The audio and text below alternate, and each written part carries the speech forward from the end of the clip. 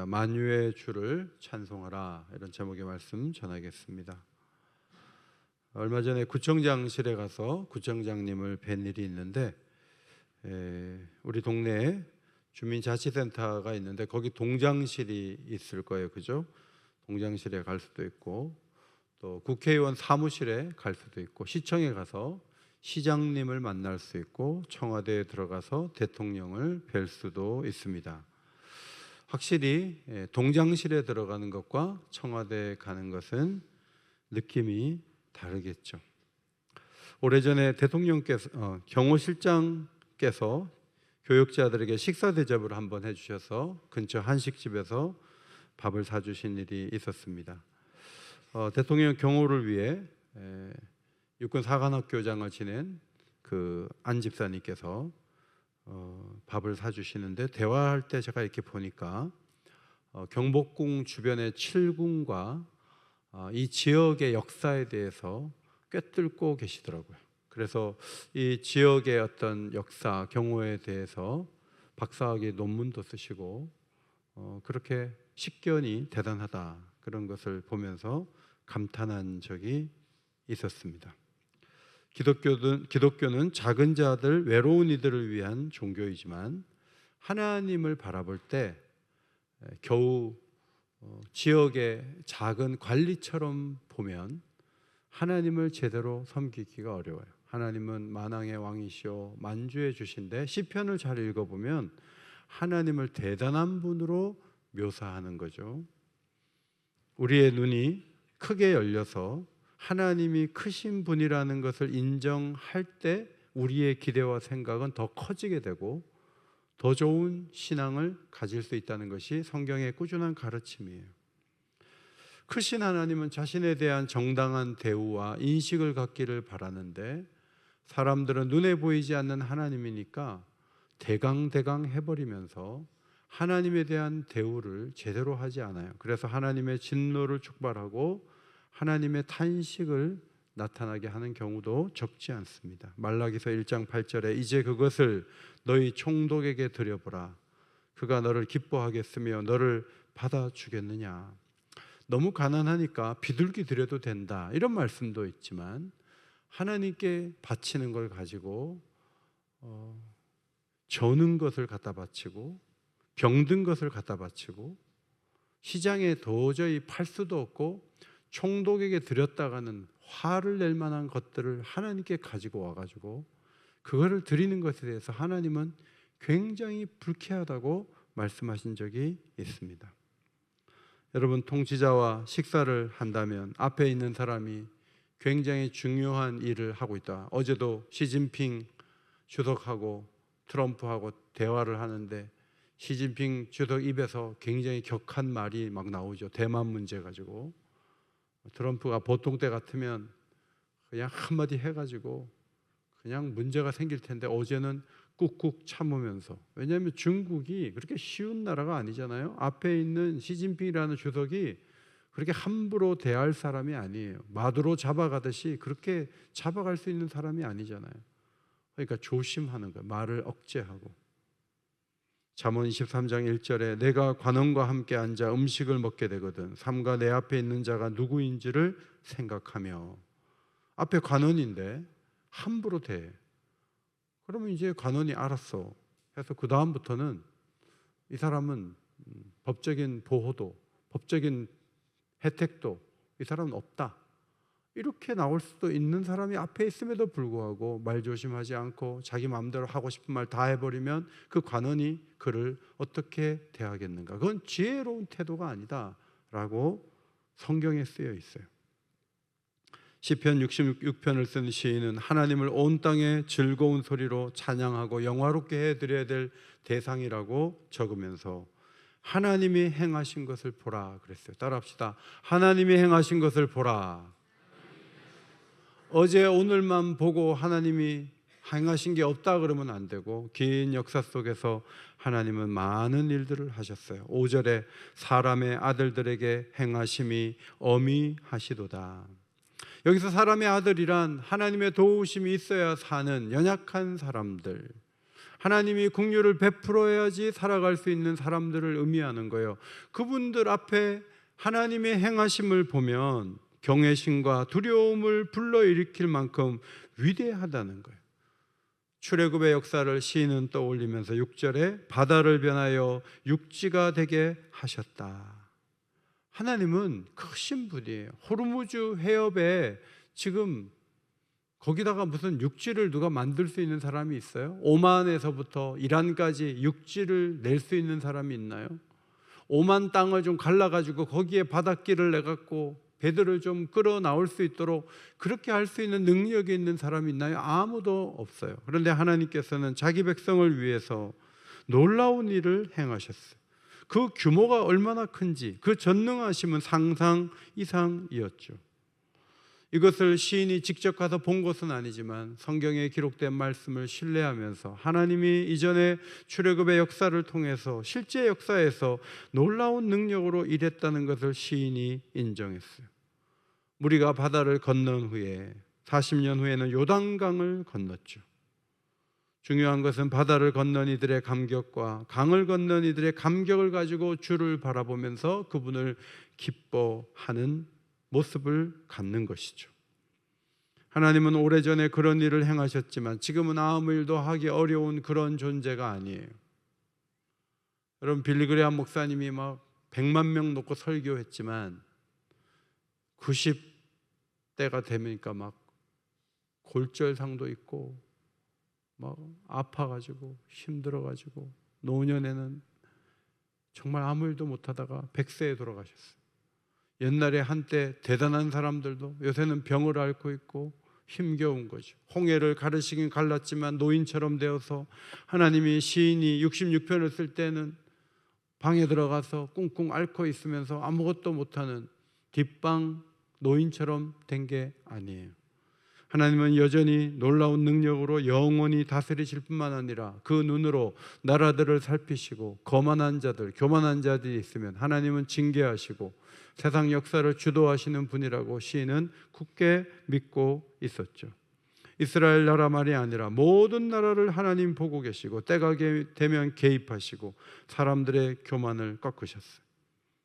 민수기서 맥체인 읽기를 하면서 요새 24장을 읽었나요? 22장부터 25장 22, 23, 24, 25 넉장이에요. 여러분, 민수기에서에서 무슨 발람의 얘기가 중요하다고 이렇게 많은 지면을 할애했겠습니까? 이 발람에 대한 기사가 있는데 이 사람은 그 예언이 틀리지가 않아요. 이 사람은 오실 예수님 메시아도 바라본 사람이에요. 이 사람의 예언을 무시해서는 안 돼요. 이 사람은 정말 예언을, 중요한 예언을 했음에도 불구하고 뒤로 돌아가서는 이스라엘이 무너지기 위해서는 죄를 짓게 하면 된다, 함정을 파는 이중적인 행동을 했을 뿐이에요. 하나님은 저주하려는 이 발람의 입술을 막으시고 강권적으로 막으시고 4번에 걸친 축복을 예언하게 하셨어요. 발람의 예언 중에 나라들에 대한 예언이 적지 않아요. 민수기 24장 17절 이하의 말씀에 야곱에게서 한 별이 나오며 그의 원수 에돔은 그들의 유산이 되며 그의 원수 세일도 그들의 유산이 되고 그와 동시에 이스라엘은 용감히 행동하리로다. 주권자가 야곱에게서 나서 남은 자들을 그 성읍에서 멸절하리로다. 하나님이 보내시는 메시아가 앞으로 세상을 통치하실 것이라고 발람이 예언을 하고 에서의 후손인 에돔, 그들이 살았던 세일산, 이 모든 것이 하나님 백성의 것이 될 것이다. 이스라엘은 용감히 행동하게 될 것이고 저기서 살아남은 자들도 나중에 성읍에서 멸절하는 그런 일들이 있게 될 것이라고 하나님의 주권적인 심판의 엄미함을 분명하게 발람이 예언을 했어요. 20절에도 보면 또 아말렉을 바라보며 예언하여 이르기를 아말렉은 민족들의 으뜸이나 그의 종말은 멸망에 이르리로다 라고 예언했어요. 아말렉의 군사력은 최고였어요. 민족들의 으뜸이었어요. 그러나 마지막은 멸망에 이를 수밖에 없다고 발람이 예언했고 예언대로 되었습니다. 당장은 기세등등해 보일지 모르지만 하나님의 계획 속에 그 끝은 철저한 파멸이다 라고 선포했어요. 24절에 기띔 해변에서 배들이 와서 아수르를 학대하며 에벨을 괴롭힐 것이나 그도 멸망하리로다. 지중해를 통해 알렉산더 대왕이 들어오고 헬라 제국이 들어오고 로마 제국이 와서 동방에 있던 아수르를 비롯한 강대국들을 무너뜨리는 역사가 있게 될 것이라고 했는데 실제로 그렇게 다 되었어요. 그 배후에 하나님이 계셨어요. 하나님께서는 겸손한 이들에게 복을 주시고 교만한 자들을 꺾으세요. 겸손히 하나님을 따르는 것이 지혜로운 길이고 시간을 아끼고 좋은 길을 걸어가는 방법이, 바쁘다 그래서 기도하지 않고 하나님을 신뢰하지도 않고 하나님께 손을 내밀지도 않고 자기 노력과 지혜로만 살아가는 것은 그건 교만한 모습이에요. 하나님은 교만한 자들만 이렇게 다스리는 것이 아니라 시인은 자기 백성을 시험하고 단련하신다고 썼습니다. 10절에 보면 은을 단련한 같이 하신다. 은광석 안에 납, 구리, 주석 같은 불순물들이 있어요. 온도를 계속 올리면 이 불순물들이 위로 떠올라요. 그러면 그 정련하는 작업자가 그거를 계속 걷어내는 거예요. 그 과정을 계속 걷어내다 보면 나중에 순수한 은이 남게 되는 거죠. 어떤 시련이 오면 한 번으로 끝나면 좋은데 어떤 시련이 끝나면 또 다른 시련이 찾아오고 또 어려움이 오고, 그래서 하나님 앞에 또 부르짖고 기도하고, 그러면 그것이 또 지나가면 또 다른 또 어려움이 와요. 이런 일들을 계속 반복하면서 하나님이 은을 재련하는 것처럼 우리를 단련하시고 새롭게 하신다는 것을 시인이 고백했어요. 왜 나를 힘들게 하고 반복해서 어렵게 하느냐 항변하기보다는 우리를 새롭게 하시고 순전하게 하시고 크게 하시는 하나님의 손길이 우리에게 임했다, 이렇게 생각하고 고난 중에도 잘 참는 게 중요하죠. 11절에 우리를 끌어 그물에 걸리게 하셨다. 그물은 원래 악인을 잡는 데 쓰이는 도구처럼 많이 표현되는데 여기서는 시인이 하나님이 우리를 그물에 걸리게 하셨다는 거예요. 여기서 그물이라는 메추다라는 히브리 단어는 올무라는 말로도 번역하고 감옥이라는 말로도 번역하는 단어예요. 시인은 하나님이 어려운 짐을 우리 허리에 메어 두셨다. 걸어가기도 힘든 거예요. 허리에 묶어 놓으니까 너무 무거운 거예요. 12절에는 사람들이 우리 머리를 타고 다니게 하셨다. 원수들이 말발굽 아래 우리가 밟혀가지고 막 신음하는 그런 시간이 있었다는 거예요. 하나님의 백성들이 이런저런 고통을 너무 많이 당하는 거예요. 이 모든 아픔을 두 가지로 표현한다면 하나는 불이고 하나는 물이에요. 자기 힘으로 도저히 어떻게 할 수 없는 일들이 이어서 오는 거예요. 그런데 그 이후에 12절 하반절에 중요한 것은 이 모든 연단의 과정이 끝난 다음에 불과 물에서 끌어내사 풍부한 곳에 들이셨다. 그렇게 기록되어 있어요. 우리를 끌어내사 풍부한 곳에 들이셨나이다. 여러분, 어렵고 힘든 일이 많이 있죠. 하나님께서 우리에게 이런저런 시련을 많이 주세요. 그런데 그것을 잘 이겨내고 하나님을 바라보면 하나님이 그 어려움에서 우리를 건져내시고 우리를 풍부한 곳에 세워주실 줄 믿습니다. 광야 생활이 끝나면 가나안에 들어가는 거예요.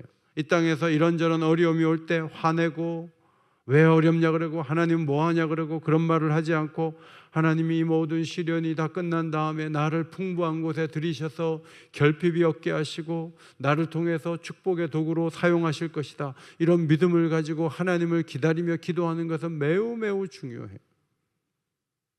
그러니까 저 사람은 아무 일도 없는데 나는 왜 자꾸 어려우냐, 그러면 안 돼요. 이 땅은 이런저런 어려움이 계속 될 거예요. 결국은 새하늘과 새 땅이라는 완전하고 풍부한 세계에 우리를 이끌어 가실 것을 바라보면서 좌절하지 않고 살아가는 것이 너무너무 중요하죠. 여호와께서는 이스라엘아 너는 두려워하지 말라고 말씀하시면서 이사야서 43장 2절 앞에 보시고 읽겠습니다. 시작. 내가 물 가운데로 지날 때 내가 너와 함께 할 것이라. 강을 건널 때 물을 너를 침몰하지 못할 것이며 내가 불 가운데로 지날 때 타지도 아니할 것이요 불꽃이 너를 사르지도 못하리니. 다니엘의 세 친구가 풀무불에 던져졌어요. 왕이 보니까 3명을 던졌는데 4명이에요. 머리카락도 타지 않고 그들이 다 나왔어요. 불 가운데로 지날 때 타지 않는 것이 실제 역사에서 일어났다고 다니엘은 적었어요. 강을 건넜고 바다를 건넜어요. 하나님이 실제 역사에서 도저히 일어날 수 없는 일이 일어나게 하면서 내가 너와 함께 한다는 것을 보여주신 거예요.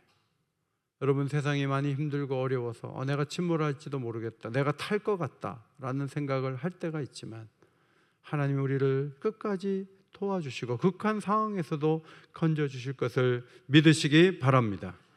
하나님께서는 선지자를 통해 이렇게 말씀하셨죠. 내 길은 여호와께 숨겨졌으며 내 송사는 내 하나님에게서 벗어난다 하느냐. 그런 말 하지 마라.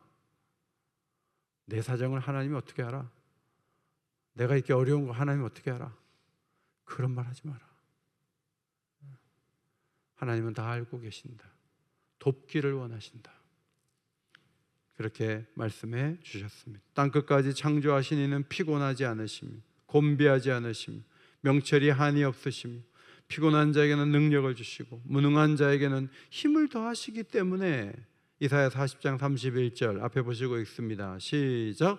오직 여호와를 앙망하는 자는 새 힘을 얻으리니 독수리가 날개치며 올라간 같을 것이요 다른 박질하여도 곤비하지 아니하겠고 걸어가도 피곤하지 아니하리로다. 하나님 주시는 새 힘을 갖는 것. 이번에 용인제일교회에서 목사장로 기도회가 있었는데 거기 사진이 이렇게 전시가 되어 있는데 어떤 장로님 저한테 그러더라고요. 목사님, 그거 제가 사진 봤어요. 그 사진에 보니까 여의도 선복음교회가 세워졌을 때 여의도에 선복음교회밖에 없었대요. 아무 건물도 없었대요. 그 허허벌판에 여의도에다가 만석되는 예배당을 지은 거예요. 그리고 세계에서 가장 큰 교회가 된 거예요. 하나님께서 기도하는 자들에게 꿈을 주시죠. 그리고 보통 사람들은 상상도 못하는 일을 앞서 행하는 거예요. 그리고 복음을 위해 교회가 쓰임받고 일꾼들이 일할 수 있는 길을 열어놓으신 거예요. 용인제일교회도 보니까 건평이 7,000평, 주차장이 7,000평, 대지가 14,000평이에요. 그걸 사놨어요. 후임 목사가 와서 얼른 지었어요. 빚을 내가지고. 이번에 목사 장로 기도회 거기서 했어요. 누군가는 꿈을 가지고 새 힘을 가지고 미래를 위해서 일을 하는데 누군가는 안 되는 이유들만 꽂고 있어요. 그럼 여러분이 하나님은 누구하고 일하겠어요? 새 힘을 얻어가지고 미래를 보고 앞으로 나가는 사람을 하고 일을 하겠어요? 아니면 안 되는 이유 손가락 보면서 안 된다고 계속 말하면서 그 사람하고 일하겠어요? 하나님은 오늘도 믿음을 가지고 여호와를 앙모하는 자에게 독수리의 날개치며 올라간 것 같은 능력을 주시고 새 힘과 지혜를 주셔서 그분이 원하시는 일들을 그런 교회를 통해 그런 일꾼을 통해서 이루어내시는 줄 믿습니다. 거역하는 자들은 교만하지 말지어다. 나라들이 문제야, 큰 나라가 문제야, 그렇게만 보통 말하지만 이 시인은 자기가 당해온 여러 가지 시련과 어려움 속에서 하나님이 나를 이렇게 어렵고 힘든 세월들을 보내게 하시고 물과 불 속에 그걸 통과하게 하셨는데 그 이유가 뭔가? 이 사람은 굉장히 위대한 사람이에요. 13절을 보세요. 내가 번제물을 가지고 주의 집에 들어가서 나의 소원을 주께 아뢰겠다 그랬어요. 여러분, 시련을 많이 당한 사람이 온전한 예배자가 될 수 있는 거예요. 시련이 하나도 없고 짐도 없고 고민도 없고 기도 제목도 없는 사람들은 하나님 앞에 온전한 예배를 드리기가 어려워요. 힘겹고 어려운 중에 그것을 싸우고 하나님을 의지하고 신뢰하고 온 땅의 주인이신 하나님, 저를 또 아프게 하시고 힘겹게 하시지만 이것을 통과하게 하시고 주님을 높이게 해주세요. 그런데 어느 날 이런 것들이 지나가면서 기회가 되고 시간이 되니까 자기가 힘을 내어서 번제물을 가지고 하나님께 나아가서 마음을 다해서 예배를 드리겠다는 거예요. 자기 소원을 주께 아뢰겠다는 거예요. 얼마나 귀한 일이에요. 오늘 금요일 날도 여러분이 오늘 벌써 금요일이다, 교회 가는 날이다, 내가 금요일까지 열심히 달려온 것은 금요일 날 저녁에 가서 기도하고 주일날 멋진 예배를 드리기 위해서 내가 여기까지 온 거지.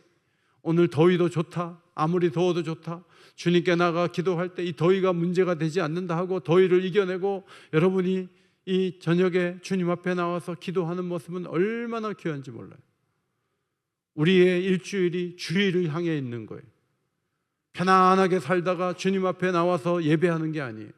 한 주 동안 몸부림을 치고 힘겹고 졸리기도 하고 아프기도 하고 덥기도 하고 그런 중에 하나님 앞에 나와 예배 드리려고 하는 거예요. 제가 제 아내한테 배울 점 중에 하나는 헌금을 목요일 금요일이면 다 적어서 다 준비해놔요. 한 번도 주일날 아침에 헌금을 정리해 본 적이 없어요. 토요일 이전에 여보 여기 감사 제목 써주세요. 항상 그래요. 예배 드릴 때 그냥 주머니에서 나와가지고 헌금함 앞에서 구겨진 돈을 집어넣으면서 예배 드리는 거 아니에요. 일주일이 예배에 초점이 모아져 있고 예배 자리에 나아가기 위해서 일주일 동안 예배를 생각하고 예배를 위해서 한 주를 사는 사람처럼 살아가는 것이 시편 66편 기자의 위대한 모습이에요.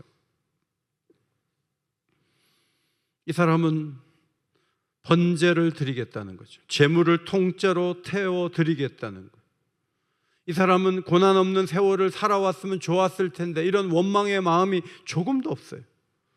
그는 혼자 제사하는 것이 아니라 주의 집에 나아가 공동체와 함께 구원을 선포하고 자신이 서원한 것을 드리겠다고 고백하는 거예요.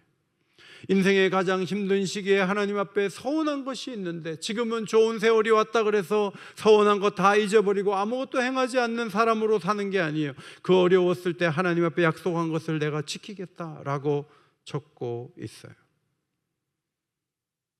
15절에 수양의 향기와 살찐 것을 드리겠다. 제물을 태울 때 연기와 향기가 하늘로 올라가듯이 하나님께서 받으실 만한 진정한 감사의 제물을 하나님 앞에 올리기를 원했어요.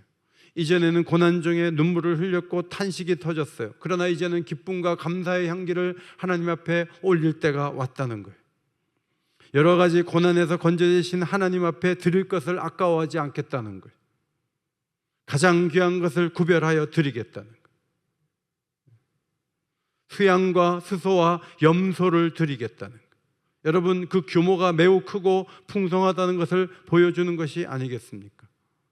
하나님 베푸시는 은혜가 너무나 크고 놀라운데 내가 하나님께 드리는 것도 온 마음 다해서 최선을 다해 드리겠다는 거예요. 얼마나 귀해요. 오래전에 손마가 선교사님 찾아서 중국에 갔는데 거기 사업가가 식사 자리에 오라고 나갔더니 이 강대상에 한 6배 크기의 큰 테이블에 고기를 쫙 채웠어요. 먹고 가라고. 그래서 거기는 중국 사람들하고 막 고기를 시켜 먹었어요. 그러더니 차를 타고 호텔로 와서 호텔비 다 내줬어요. 깜짝 놀랐어요. 중국에 선교지에 이런 사람이 있나. 손마가 선교사님이 열심히 돕는 사업가였어요. 여러분, 그분이 서울에 나타났다고 생각해 봅시다. 제가 요 위에 중국 가서 5,000원짜리 짜장면을 대접하면서 난 이게 끝이야? 그럴 수 있어요? 어떻게 탕수육을 안 시킬 수 있어요? 양장피도 시켜야지. 2차 또 가야지. 최고의 대접을 내 나름대로 내가 하고 싶어서 하게 되는 거예요. 왜냐하면 제가 최고의 대접을 받았는데 그분이 왔을 때 내 대우가 5,000원짜리 짜장 하나로 절대로 끝나지 않아요. 그럴 수는 없어요. 하나님을 대우하는 것이 사람이 받아도 기분 나쁜 그런 모습으로 하나님을 대접한다 그래요. 그건 하나님을 대접하는 게 아니에요. 여러분이 미국 대통령이 와 있으면 예배 시간에 일찍 오지 않겠어요? 최선을 다해서 좋은 옷 입고 오지 않겠어요? 하나님을 기쁘게 해드리기 위해서 뭔가 해보려고 이리 뛰고 저리 뛰지 않겠어요? 오늘 시인은 그런 마음이 살아있다는 점에서 우리가 배울 점이 있는 거예요. 이 사람은 하나님이 기뻐하시는 드릴 것을 염두에 두면서 16절에 선포하겠다. 선포하겠다. 자, 16절 앞에 보시고 있습니다. 시작. 하나님이 나의 영혼을 위하여 행하신 일을 내가 선포하리로다. 하나님이 하신 일을 좀 얘기를 하겠다는 거예요. 말하고 다니겠다는 거예요. 자기 삶에 구체적으로 찾아와서 역사하신 하나님을 고백하고 싶다는 거예요. 하나님의 은혜와 구원의 간격을 시인은 주체하지 못하고 많은 이들에게 전하는 거예요. 저도 어제 목사회에 있어가지고 총회를 하고 그 교회에서 식당에 가서 밥을 먹는데 테이블에 4명이 있는데 시키지도 않는데 제가 그랬어요. 아유, 저희 너무 감사해요. 저희 교회는 35년 된 올겐이 있었는데 어떤 분이 이걸 헌물하고 천국하셨어요. 얼마나 감사한지 몰라요. 제가 얘기를 했는데 그 사람들이 듣기에는 왜 그런 일은 옥인교회만 있냐 이거예요. 왜 그런 얘기, 부러운 거죠. 옥인교회는 참 좋겠다. 얘기하고 나니까 상대방이 좋아하나 싫어하나 잘 모르겠어요. 근데 나도 모르게 그런 얘기를 하고 있잖아요. 하나님이 이루신 놀라운 일이 있으면 자꾸 말하고 싶어. 물질만이 아니라 하나님이 행하신 일들이 얼마나 오묘하고 놀라운 게 많아요. 그런 거 좀 말하고 싶어요. 여기 가서 말하고 저기 가서 말하고 싶은 거예요. 그것이 감격이 있는 사람의 모습이에요. 마가복음 5장 19절에 집으로 돌아가 주께서 내게 어떻게 큰 일을 행하사 너를 불쌍히 여기신 것을 내 가족에게 알리라. 거라사의 광인이 밤낮 무덤 사이에서 소리 지르고 돌로 막 자기 얼굴을 막 쳐가지고 피가 터지고 막 몸을 막 찢고 그런 사람이 있어서 소리 지르고 무덤 사이에 있는 거예요. 얼마나 무서운지 몰라. 묶어놔도 막 끊어요. 그런 사람을 주님이 찾아가셨어요. 그리고 더러운 귀신아 그 사람에게서 나오라고 말했어요. 그 사람에게 들어간 귀신은 수천 마리의 귀신이 있었어요. 그것이 돼지께로 들어가서 내려가고 바닷길로 내리다가 다 죽었잖아요. 그런데 이 사람이 온전해지고 나니까 저 예수님하고 같이 따라다니고 싶어요. 그래요. 예수님께서 안 된다. 허락하지 않으셨어요. 그리고 이렇게 말씀하셨어요. 너에게 행한 일을 너의 가족에게 알려라. 내게 어떻게 큰 일을 행하사 너를 불쌍히 여기신 것을 너의 가족에게 알려라 그랬어요. 여러분, 유대에 가서는 예수님이 기적을 일으킨 다음에 얘기하지 마. 항상 얘기하지 말라 그랬는데 이 데가볼리 지역에 거라사 지역에 가서는 얘기해도 된다는 거예요. 이 사람은 귀신이 들려서 자기의 그 가족의 구성원 사이에서 빠져나오게 되었고 그 속에 들어가기가 어려워요. 이 사람이 온전해졌지만 구체적인 얘기를 하지 않으면 가족들이 경계하고 멀리 있게 하기 때문에 예수님께서 나에게 오셔서 큰일을 행하시고 긍휼을 베풀었다고 얘기를 해야 가족 구성원 안으로 들어갈 수가 있기 때문에 예수님께서 그렇게 말하라고 말씀하신 거죠. 돼지떼가 몰살한 다음에 재정적인 손실과 두려움 때문에 예수님 나가라고 그랬죠. 이것을 떠나달라고 요청하죠. 예수님이 떠나죠. 그러나 그 땅을 포기하지 않으셨어요. 그곳에 남아서 하나님의 살아계심을 말하는 증인이 한 사람 필요했는데 바로 이 사람이에요. 그는 가만히 있지 않고 예수님 말씀대로 했어요. 20절 말씀이에요. 20절 5장 20절 같이 읽겠습니다. 시작. 그가 가서 예수께서 자기에게 어떻게 큰일 행하셨는지를 데가볼리에 전파하니 모든 사람이 놀랍게 여기더라. 데가볼리란 말은 열성읍이란 말이에요. 요단 동편에 10개의 성읍에 이 사람이 예수님이 행하신 일을 전했어요. 여러분, 마가복음 8장에 가면 칠병이어의 기적이 일어나는데 학자들은 칠병이어의 기적이 바로 이 데가볼리 지역에서 일어났다고 봐요. 예수님이 그곳에 갔을 때 사흘이나 하나님 말씀을 전했을 때 사람들이 경계하지 않고 사흘 동안 하나님 말씀을 달게 들었는데 집에 돌아가는 발걸음이 너무 무거워 보여서 예수님이 먹을 것을 준 것이 칠병이어의 기적이에요. 칠병이어의 기적이 바로 이 거라사 광인이 사람들에게 다니면서 전파했기 때문에 사람들이 주님께로 나왔고 그들을 먹이시느라고 이 놀라운 기적이 베풀어졌던 거죠. 오병이어의 기적은 12바구니 코피노스에 거두었어요. 이거는 유대에 쓰는 도구예요. 그런데 데가볼리는 이방 지역이니까 광주리 스피리스에 거두었다고 기록이 되어 있어요. 누군가 자신에게 일어난 일을 선포하고 드러내는 것이 얼마나 중요한 헌신인지 몰라요. 예수님께서 내게 이런 일을 행하셨다. 예수님은 이런 소망이 있다. 좌절하지 않고 예수를 믿으면 이런 복이 있다. 전도주일이 아닌데 누군가에게 말할 수 있는 용기, 이거는 귀한 헌신이라고 볼 수가 있어요. 두 번째, 거룩에 대한 의지가 이 사람의 마음속에 살아있었어요. 18절을 함께 읽겠습니다. 시작.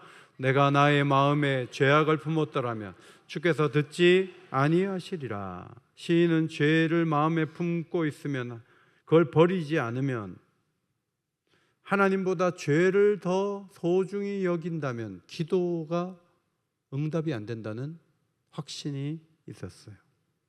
하나님은 죄와 함께 하실 수 없는 분이에요. 여러분, 금요 기도에 마치고 내가 죄를 하나 져야지, 그런 사람의 기도는 3시간, 4시간 해도 아무 소용이 없어요. 마음의 죄를 묵인하면 안 돼요. 그러면 응답받을 수가 없어요. 하나님이 자기 기도를 들어주신 이유 중 하나는 죄를 멀리하고 이중적인 태도를 취하지 않기 때문이라고 시인은 믿었어요. 이제까지 그렇게 살아왔고 앞으로도 그렇게 살겠다는 의지가 살아 있었어요. 성경에는 이중적인 태도를 금하라, 죄를 금하라, 죄를 중단하라 계속 말해요. 그거 안 하는데 기도 응답은 있을 수가 없어요. 야고보서 1장 21절에 그러므로 모든 더러운 것과 넘치는 악을 내버리고 너희 영혼을 능히 구원할 바 마음에 심어진 말씀을 온유함으로 받으라. 여러분, 악을 버리지 않는데 어떻게 말씀이 들어가겠어요? 악을 그대로 가지고 있으면서 말씀의 은혜가 안 된대. 그렇죠. 악을 버리지 않는데 어떻게 말씀의 은혜가 돼요? 악을 내버리는 것이 중요하죠. 야고보서 2장 9절에 만일 너희가 사람을 차별하여 대하면 죄를 짓는 것이니 율법이 너희를 범법자로 정죄하리라. 부자에게는 여기 앉으십시오, 가난한 사람은 아무데나 앉아라. 그건 죄를 짓는 거다. 그런 태도를 가지고 어떻게 하나님을 기쁘게 하겠느냐, 야고보 사도가 물었죠. 야고보 3장 10절을 앞에 보시고 읽겠습니다. 시작. 한 입에서 찬송과 저주가 나오는도다. 내 형제들아, 이것이 마땅하지 아니하니라. 여러분, 찬송하는 입술로 저주를 해요. 그러면 하나님이 그 찬송도 안 받아요. 입이 더러운데 어떻게 찬송을 받아요? 한 입에서 기도와 저주가 나와요. 그 기도 안 받습니다. 입이 허물을 덮는 입이 아니고 저주하고 남의 허물을 들춰내는 입은, 그런 입술은 아무리 찬송하고 기도해도 아무 소용이 없어요. 성경은 계속 이중적인 거 안 된다는 거예요. 하나님이 그러면 안 받으신다는 거예요. 이것이 성경의 꾸준한 가르침이에요. 4장 7절에 그런즉 너희는 하나님께 복종할지어다. 마귀를 대적하라. 그리하면 너희를 피하리라. 여러분, 하나님께 복종하고 마귀를 따라가면 이것도 저것도 아닌 거예요. 마귀는 대적해야 돼요. 그러나 하나님께는 복종해야 돼요. 한 길을 걸어가야 되는데, 오늘 시인은 한 길을 걸어가려는 의지가 살아있는 사람이에요. 마지막 17절과 20절에 찬송하였도다 찬송하리로다. 하나님을 높이고 찬송했고 앞으로도 찬송하겠다고 다짐했어요. 하나님은 찬송을 기뻐하세요. 황소를 드림보다 찬송을 하나님은 더 크게 받을 수 있어요. 여러분이 오늘도 몇 곡의 찬송을 불렀는데 황소 한 마리가 500만 원이 넘어요. 여러분이 3곡을 부르면 하나님은 1,500만 원 드린 걸로 봐주셔요. 근데 아까 보니까 닭을 2마리씩 드리는 찬송도 있어요. 황소가 아니고 닭 2마리만 드리는 찬송도 있어요. 찬송을 드릴 때마다 마음을 다해 드리세요. 하나님이 기쁘게 받으실 줄 믿습니다. 그런 찬송을 하나님이 원하시는 거죠. 하나님의 사랑은 변하지 않아요. 언약적인 사랑이고 끊어지지 않는 사랑이에요. 이 찬송은 어떤 상황에 처해도 언약의 하나님께서 나를 지켜주시고 도우실 것이라는 확신을 가진 자만이 부를 수 있는 노래예요. 찬송은 노래만을 의미하지는 않죠. 히브리어로 찬송하다 크게 3가지 있어요. 할랄이라는 말이 있어요. 할렐루야의 어원이에요. 이 동사는 마음 다해 자랑한다 뜻이에요. 하나님을 선포하고 하나님에 대한 좋은 얘기를 하고 십자가를 말하고 내세의 소망을 말하고, 그게 다 영광이 되는 거예요. 하나님께 찬송이 되는 거예요. 야다라는 말은 손을 뻗어 감사한다는 거예요. 하나님께서 하신 일을 인정하고 감사하는 고백도 다 찬송이 될 수 있어요. 바라크라는 말은 무릎을 꿇는다는 뜻이에요. 하나님 앞에 내 뜻을 내려놓고 예배를 드리고 예배를 귀히 여기고 주님 앞에 예배드리기 위해서 항상 준비하고 주 앞에 나오는 이 모든 것이 찬송이 되는 거죠. 하나님은 온 땅에서 찬송을 받으셔야 되는 만유의 주라는 사실을 시인은 기억하면서 역사 속에서 행하신 일들을 기억해요. 나라들을 불꽃 같은 눈으로 살피시는 분이시오. 교만하면 거역하면 치시는 분이다 라는 것을 기억해요. 겸손하게 나는 어려운 중에도 하나님을 찬송하고 예배하겠다는 그런 아름다운 다짐을 고백했습니다.